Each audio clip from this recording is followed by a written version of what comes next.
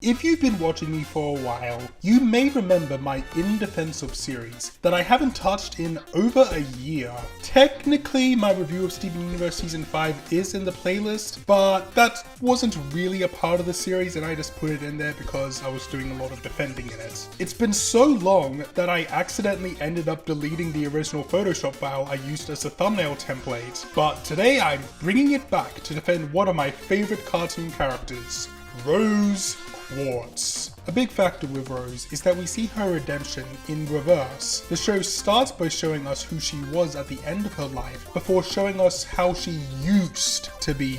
This video may come across mostly as the timeline of Rose Quartz, but that's kind of my main point. So much of the criticism she gets falls apart when you just pay attention to the show and have the brain capacity to understand incredibly basic non-linear storytelling. I should also point out that this video is called In Defense of Rose Quartz, and not Rose Quartz did nothing wrong, because obviously that's not true. I will be referring to her as Pink to begin with, as that is who she was, and the difference between Rose Quartz and Pink Diamond is important. The earliest events of Pink's life were filled with her receiving constant abuse from the other three diamonds. Even though they are represented by Stevonnie and Priyanka, Stevonnie's dream in Jungle Moon was depicting real events. I think the use of Priyanka to represent yellow is very interesting. Not really because of any similarities between the two characters, but because she's Connie's mum. And obviously you can't use Steven's mum here because she's represented through Stevonnie themselves. The reason I'm bringing up this parental link is because of the abuse we see Yellow inflict onto Pink is very similar to parents who lie and hide information from their kids. I don't think this is meant to be interpreted as Pink being the other Diamonds' kid, but rather Yellow, Blue and White seeing her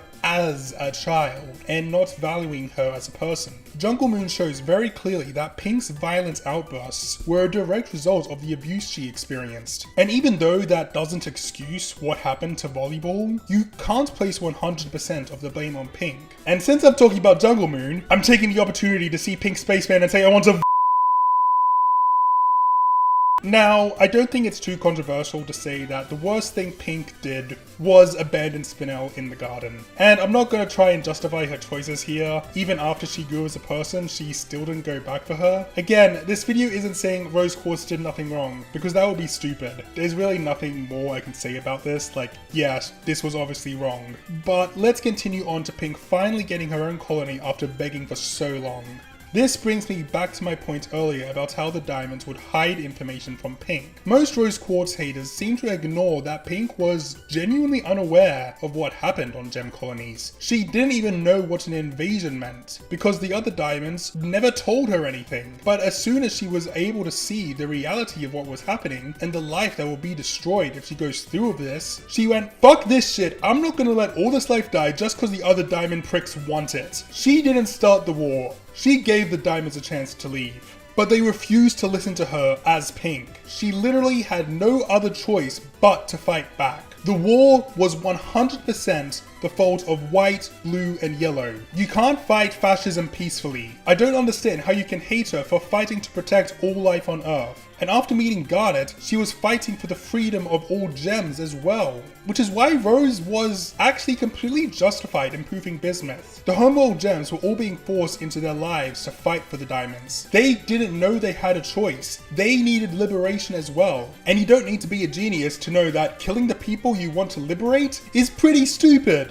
Bismouth would have been fighting for her anger instead of for the freedom of all gems and people on Earth. It's almost as stupid as the people that say Orion Pax was trying to save Sentinel in Transformers 1. No, he wasn't. He was trying to stop his friend from letting his anger consume him. And yes, I did just write this in so I can mention Transformers 1 and tell you, once again, to watch Transformers 1. Because it's a fucking incredible movie. And this had nothing to do with Rose being scared of Bismouth shattering her as Pink, because that would never happen. It was already an absurd idea that Rose Quartz could get near Pink Diamond. How would some random Bismouth ever achieve that? But while Rose poofing Bismouth was justified initially, the issue comes in when she never told Garnet and Pearl what happened, and that she never unbubbled her after the war. But it's still important to remember that she 100% intended for Bismouth to be found again. again. Lion's actions show that he was obviously told by Rose to show Steven that pocket world so he could see the tape she left for him, and so she left Bismouth there to be found again.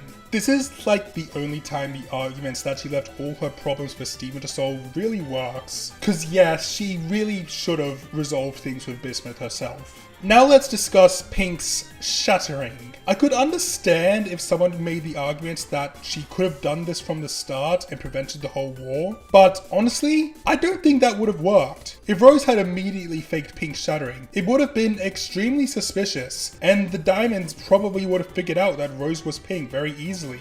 And this was a pretty extreme decision. Pay attention to the dialogue between Rose and Pearl in A Single Pale Rose. Your status, my purpose, none of it will matter anymore. This will change everything. It really feels like Rose originally wanted to continue living as Pink and try to undo what the Diamonds were doing from the inside, but when the Diamonds showed that they have no interest in letting the Earth go, she knew she had to take a drastic decision, giving up her position of power, but saving the planet in doing so. It wasn't just so she could live on Earth. If that's what she wanted, she would have done it a long time ago. As for the consequences of what happened after, well, judging by Pearl's reaction... Homeworld. They were all leaving. We thought we'd won. There was a bright light, and everyone was... Why did I do it? The Diamonds obviously faked a surrender to initiate a final surprise attack. You can't exactly know a surprise attack is coming. That's kind of the whole point. But let's hear about the situation from the perspective of someone who didn't know Rose's identity. They said they annihilated Rose's rebellion, but here we are. They said they annihilated all of you on Homeworld, but here you are. They think they have us on the run, but they're the ones that are running from the truth. And the truth is, we are everywhere. The Crystal Gems were knocked down, but not defeated. They persevered and they did what they could for the corrupted gems, whether they were Crystal Gems or not. Should she have told Garnet about her identity? Maybe, but she wasn't Pink Diamond anymore. It shouldn't matter who she was, what matters is who she is now. But this isn't something I'm gonna defend super hard, it's definitely a bit of an iffy situation. I find it hilarious that people will say she left all her homeworld problems for Steven to solve. And what would she even be leaving behind? The only threat to the Earth was the cluster, something she had zero knowledge of. How was she supposed to know about it? Her life on Earth is pretty simple, there's not much to say, she just lived. She's shown to be very caring to humans, being super encouraging to people like Buddy Budwick immediately after meeting him. Something that doesn't get brought up much is that she did love other humans before Greg. Have you loved other humans? Have you? Yes. Yes. This scene also draws attention to the difference between loving and being in love, which I think is kind of relevant to talking about her relationship with Pearl. Rose obviously loved Pearl, but it was Greg who she fell in love with. I knew how you felt about Rose, and I stayed anyway. That wasn't the problem. Then what was? She fell in love with you. And the whole thing about her loving other humans but not being in love until she met Greg is pretty important because it shows how much she really did love him. She could have had a child with any other human, but it was Greg she wanted to have one with. And little side note, Rose and Greg are fucking adorable. I love them so much. They are so bloody cute. Look at them. I love them so much. Also, please explain to me how killing herself is meant to be her running away from her problems. That's idiotic. Like I already said, she didn't have any problems to run away from, except like Bismouth. And if you seriously think she decided to kill herself just to get away from needing to deal with that, maybe you're better off watching something like Play School, cause clearly this Cartoon Network show is too complicated for your brain. All you need to do is watch Lion 3 straight to video and Lion 4 alternate ending to make it abundantly obvious that she created Steven because she wanted to create life, create something new, create someone who has no destined path, no life set out for them, and can decide for themselves who they are. That's the whole reason she became Rose Quartz, to fight for everyone to be who they want to be. She didn't want Steven to get caught up in all this shit with the Diamonds. She just wanted him to be a normal human, to be her kid. Magical destiny? I don't know about that. Steven, she just wanted you to be you. Because you're going to become something extraordinary. You're going to be a human being. So that's it. I'm just supposed to be your kid. Well, yeah. Is that okay? Yeah, I think I can handle that.